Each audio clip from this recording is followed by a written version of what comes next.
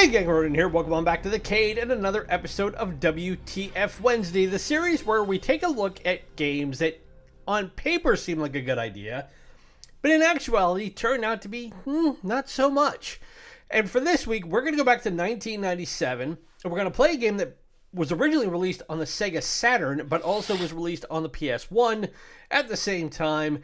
And it's a game that was released by Electronic Arts, and in doing some research on it, I had no idea this actually harkens back to a game that I remember playing in the early 1980s on a second-gen console called the Mattel Intellivision.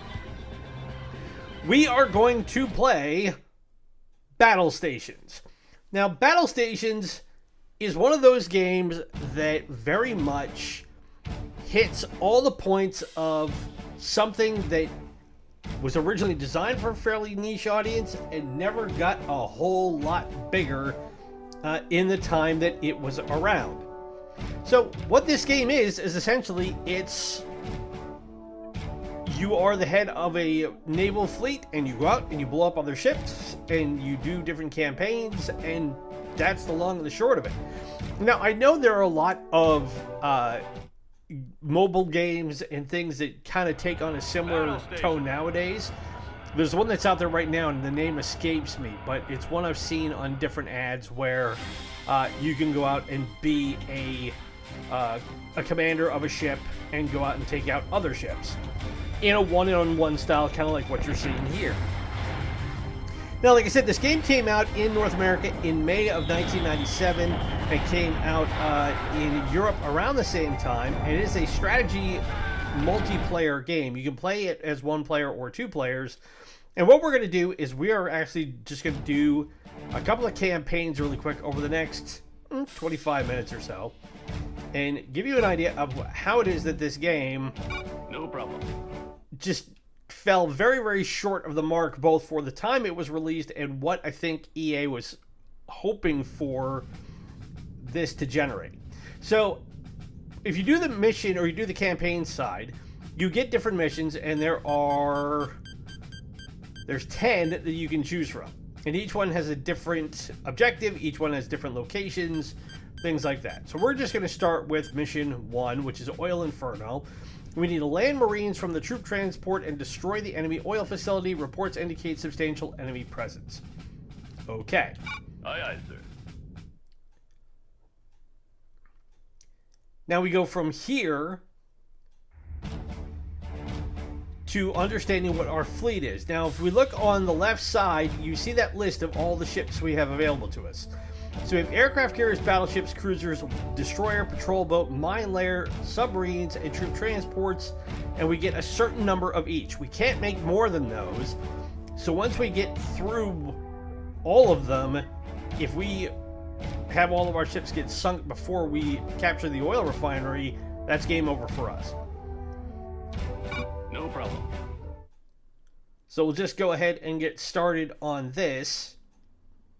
Now, when this game came out, it wasn't very well received, and I can totally understand why. So I'm going to hold it right here because this is how the layout is. So all the yellow ships you see moving around, those are all enemy ships. These are all our ships. So this is a PT boat, aircraft carrier, battleship, cruiser. Now, if we want to build more ships, we hit select, and we can build things like our one destroyer. We can build another PT boat. We can build a mine layer. We've got 2 submarines we can build. And then the transport is what we need to be able to complete the mission. So where you see down at the bottom on that island where it says OR, that's oil refinery. That's our target. But in order to get to it, we need to take out the other ships. So yes, sir. I'm going to go ahead and build a destroyer. Now, all you have to do is start moving the joypad around, or the control stick around, I should say. And now we can start moving. Now, the question is, we don't necessarily know what the other ships are that are out here. We won't know until we get up close to one. So we may run into a battleship, we may run into a cruiser, we may run into an aircraft carrier. We don't know. And from there, that will determine the nature of the fight we're going to have. So let's see if I can find one straggler over here. This guy looks like he might be a good target. Yep, PT boat. Now we go to what's a one-on-one battle. Battle station. Now, a PT boat is a small, fast gunboat. It's not very powerful, and as you can see, it doesn't have a lot of life to it, whereas I'm using a destroyer, which is a medium-class ship, primarily used to hit things like submarines and whatnot. Now, it's just a matter of being able to attack. Now, we have two primary attacks. We have the triangle button is our secondary attack, and the X button is our main attack, and you see where our life bars are, and right now we're getting our butt handed to us by a PT boat. Because this thing is super maneuverable.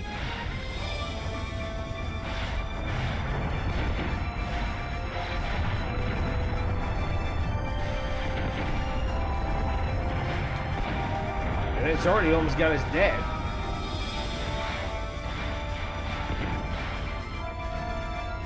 So as long as we can stay out of the way of that targeting reticle,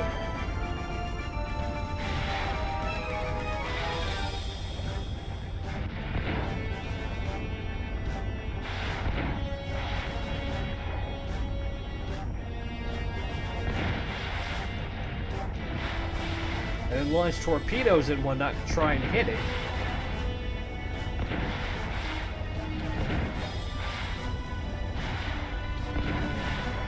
Then we can finally take this thing out.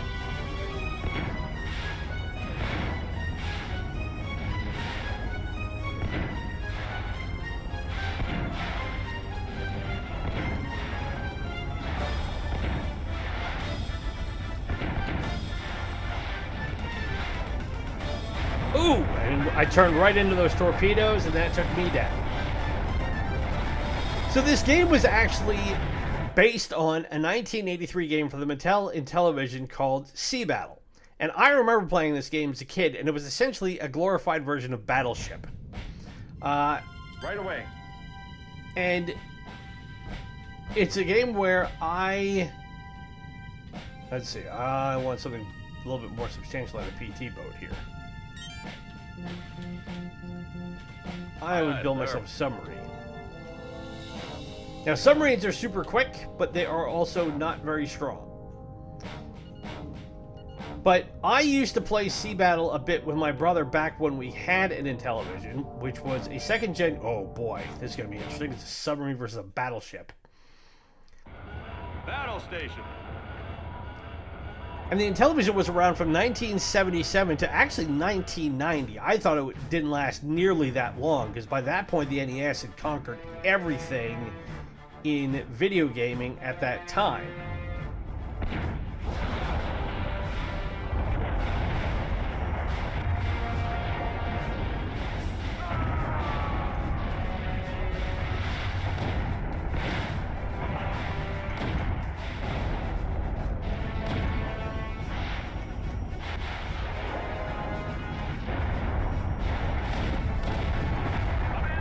Yep, and he blew up my submarine.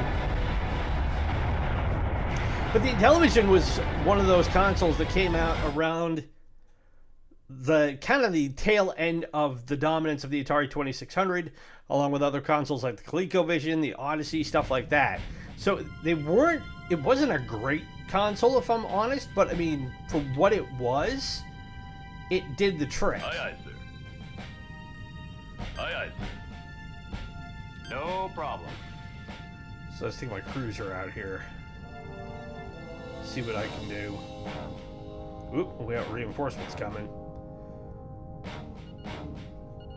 And there was, like the NES and like the PlayStation, they tried to cram every different type of game they could onto the Intellivision console, which is where we got stuff like this coming from. Now let's see what we can do with a cruiser. Battle station. But Sea Battle was one where it was a lot more interesting to play it with two players than it was to try and play the computer. Because, like playing this, you're pretty much mitigated by what the AI can do.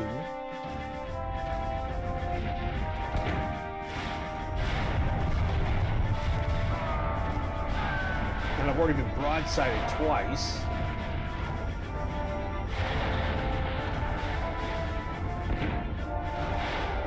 And you can't heal your ships if they've been hit. But because the cruiser has long-range missiles, that helps a lot in being able to take out stuff. But to think that Electronic Arts saw that game from 1983 and decided, hey, let's put a spin on that and modernize it for the 32-bit generation. Oh man, we got serious company now. They're bringing the entire fleet after my cruiser. And now we're going cruiser on cruiser. This is going to be interesting. Battle station. I can understand how a lot of gamers in 1997 with titles like Doom and, you know, the N64 was out, so we had GoldenEye, and there was a lot more options that were available at the time.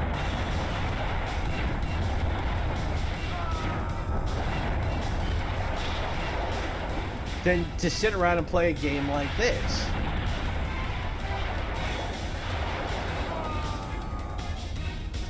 Especially because my cruiser's about to just get annihilated.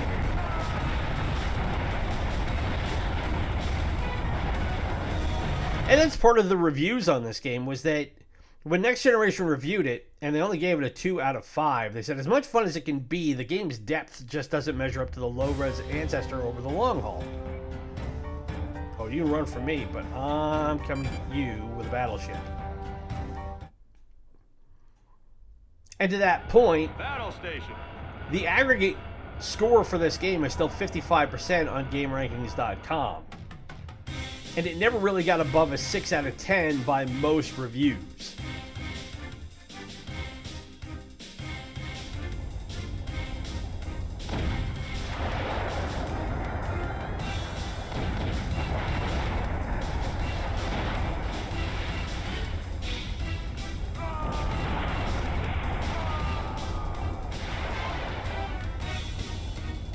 Now, my battleship can't turn worth a damn.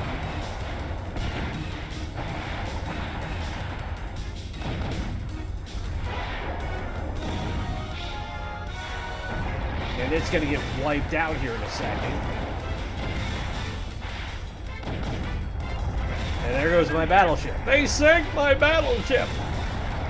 And that's part of the frustrating thing about a game like this, is that if all you're doing is just going around in circles and trying to sink another ship, this gets really repetitive and really boring really fast.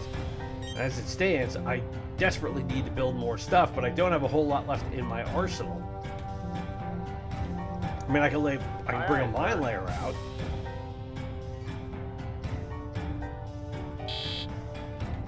No problem. Right away, right away. Although I almost left it out there in the middle of this harbor. Yes, sir. That's my PT boat. Aye, aye, sir. No problem.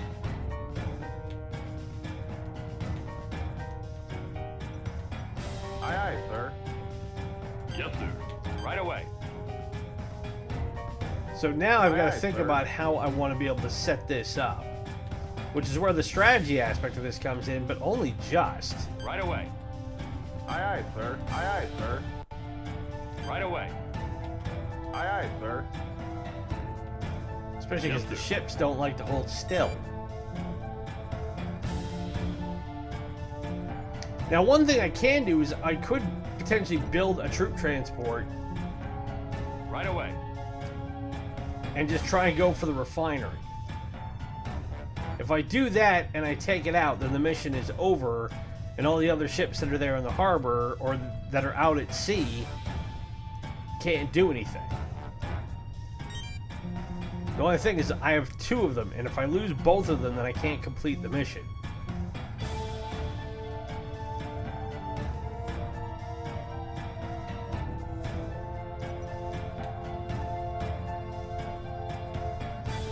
So let's see what else I can try and pick off over here.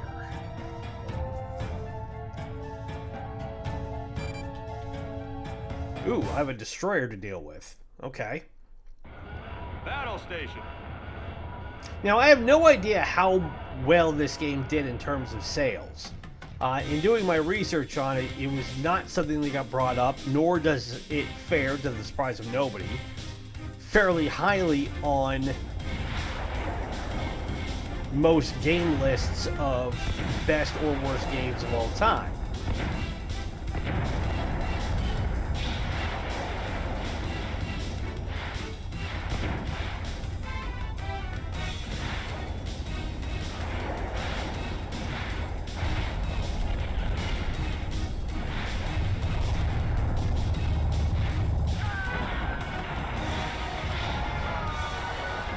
Now, if I hold still like this, I am about to get sunk. So there goes my second cruiser.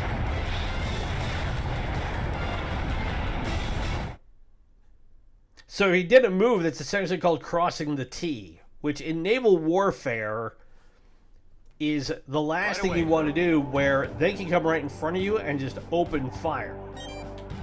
So I have no more cruisers. I still have one aircraft carrier, I still have one battleship. I have no destroyers. I have one mine layer that's still out there, and I have one submarine I can build.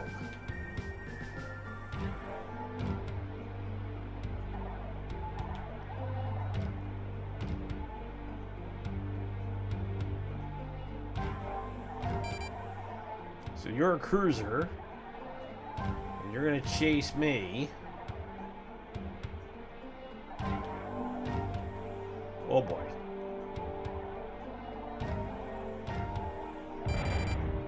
Oh crap.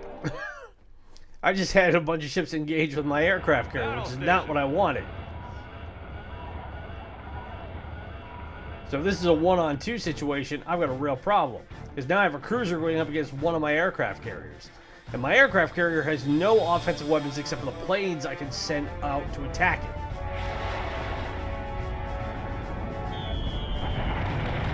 And the aircraft carrier, being the biggest ship in the fleet, is impossible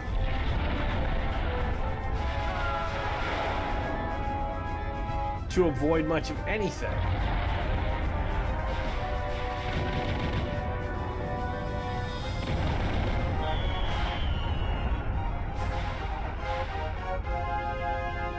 But the aircraft carrier also has the benefit of having enough fighters I can send out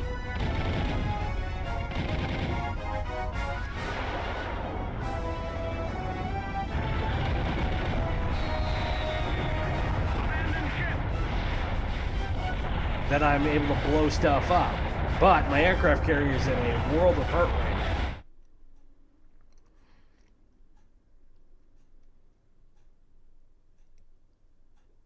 It's also no surprise that after this game came out, it didn't end up leading to any sequels or anything like that. I think EA at this point realized that it was not going to be one that was going to be picked up by anything except for like the most die-hard military sim type of players. But even that, by comparison, oof.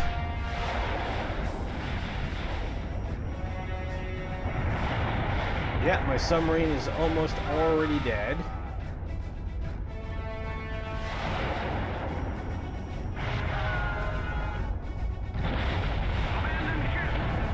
So I lost my second submarine. And now my fleet is getting whittled down to nothing. So I may have to try and do the transport trick and see if that will lead me to getting... Yes, sir.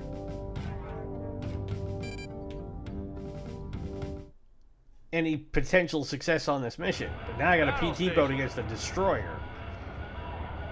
And the odds are slightly in my favor because the destroyer is so quick, or the PT boat is so quick, but you can't take much of a punch, as you see.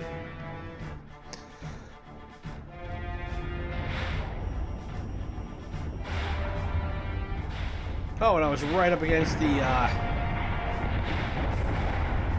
limit of this battle zone.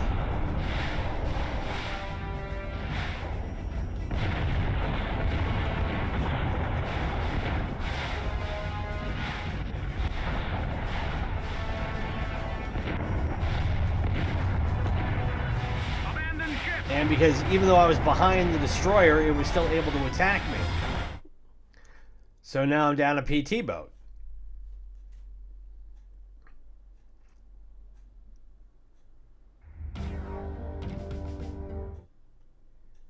But now I've got the destroyer going up against my aircraft carrier.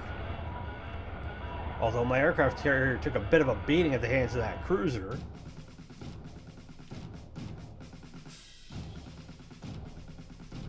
Now you can try and manually target in this game.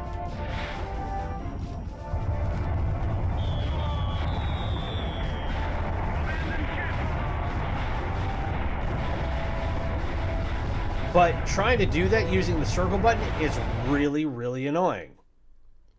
Because you're trying to steer and target at the same time, and it's just... In practicing to make sure that this game worked enough to be able to do it for WTF Wednesday, it was one where I was like, this is nuts. So I think what I need to do... At your command, sir. Is I need to bust out a troop transport and see if I can pull this off. So again, what I need to do is I need to get over to the oil refinery, and if I do it right now, I got a really good chance at it.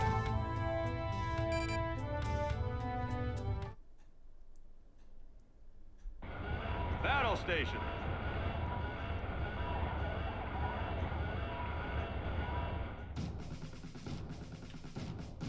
So there's the refinery, and there's my troop transport, and what I need to do is be able to lock on enough of a target that I can drop some Marines in.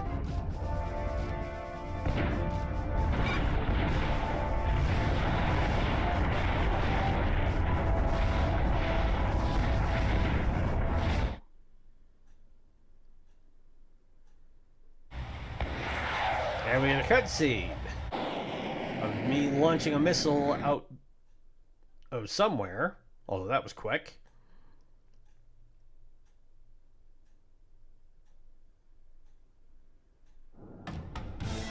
And that ends the mission. So we won, even though we had most of our ships get sunk.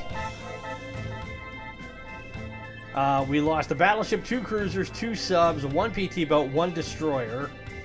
We almost lost an aircraft carrier, and all they lost was a cruiser, a destroyer, and a PT boat.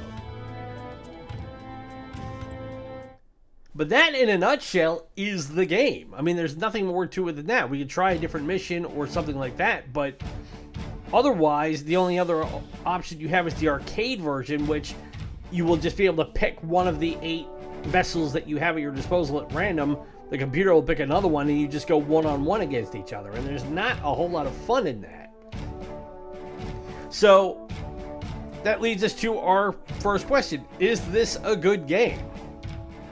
No, it isn't. It's, for the time, I understand it was one where, and this is not exclusive just to the PlayStation. Again, this spoke to a lot of different consoles over the second, third, fourth, fifth, sixth generation, and even now to today, where developers are so desperate to come up with content that they think people are going to buy that they will throw everything they can at the wall and see what sticks.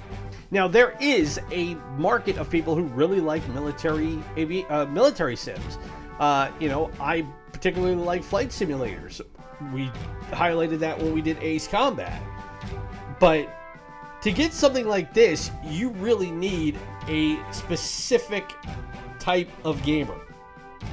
And I genuinely don't think that there was many, if any, gamers at the time or even now who would look back at something like this and go, oh, they had this completely locked up.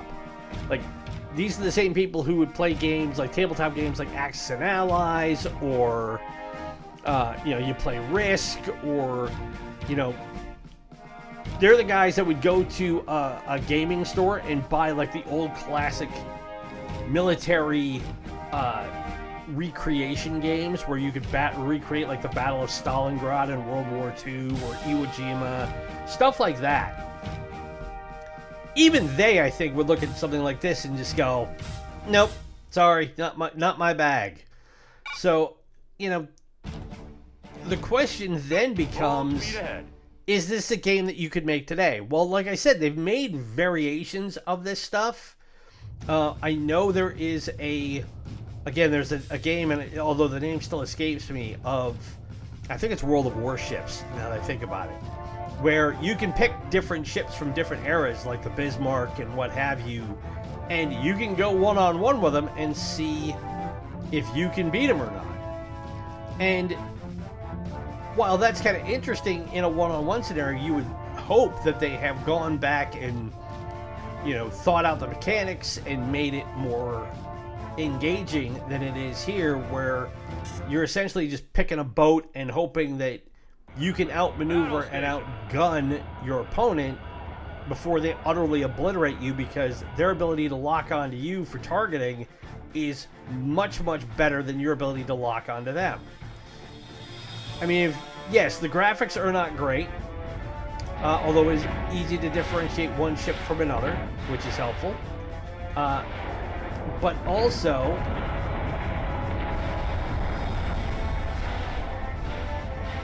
because of the limitations of the system and the way it was designed,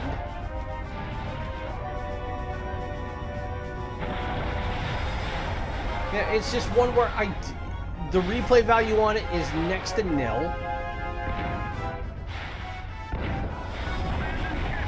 And if you get through all 10 missions, then what have you really accomplished? I mean, there's a lot more games for the PS1 that you could try, and obviously there's other games for other consoles that would probably fit the bill for the sort of stuff that you're wanting to do. So, but that, everybody, is Battle Stations from 1997 for the PS1, I should say, PlayStation 1, and the Sega Saturn. If you've had better experience with this than I have, let me know in the comments below, or let me know kind of what you've done if you've ever played this game.